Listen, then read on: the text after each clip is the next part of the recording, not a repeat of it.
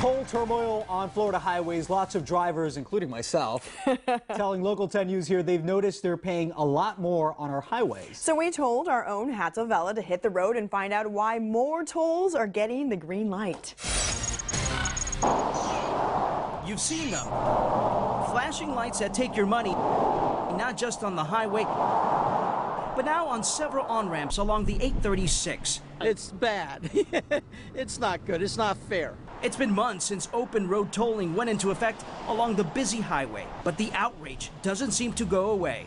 I can't afford to drive the 836. It's a luxury to drive the 836 anymore. Carlos Garcia is well known at the Miami-Dade Expressway Authority, the body that regulates tolls in the county. His organization, RollbackTolls.com, has been fighting against what they say has become a heavy financial burden on drivers who use all 5 expressways operated and maintained by MDX. Now you have to pay actually 2 toll points. He says a round trip from I-95 to the Turnpike was $250.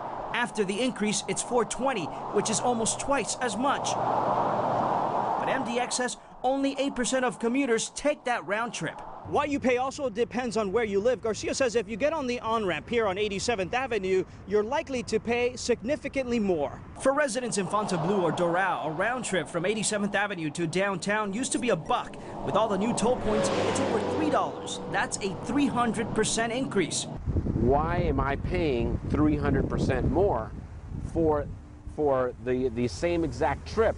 Garcia says MDX should have kept the same rates and divided those amongst all tolling points. The motion passes 7-6. Increase in tolls passed by 1 vote. And critics of the board say one of the deciding votes came from longtime board member Robert Holland, who was on the phone during that crucial vote. Not unusual for Holland, who is one of the worst when it comes to calling into meetings. That's according to MDX attendance records, which also show in his 10-year tenure, Holland wasn't at meetings almost half the time. There's some meetings that I can't attend physically, but we're allowed to appear by phone.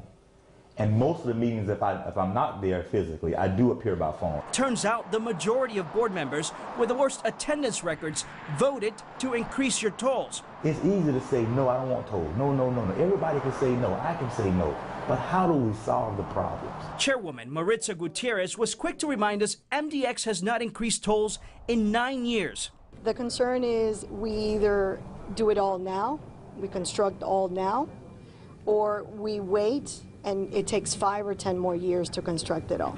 The new system, they say, ensures that you pay for the segment of the road you use. The longer you're on it, the more you pay. This agency had to increase the toll, had to close the system because we don't get any other source of funding from anywhere else. So the money they make on this new system, close to $60 million a year, will repay new projects worth close to $900 million. We're not asking for them to get rid of the tolls. We're saying adjust the tolls. Be fair with us. The board did recently vote for a toll freeze. That means there is no future increase in any of the toll. And if they try, Gutierrez says they'll have to first run it by the Miami-Dade County Commission. In Miami, Hatzel Vela, Local 10 News. We want to point out here that MDX board members are appointed by the Miami-Dade County Commission and the governor. They are not paid positions.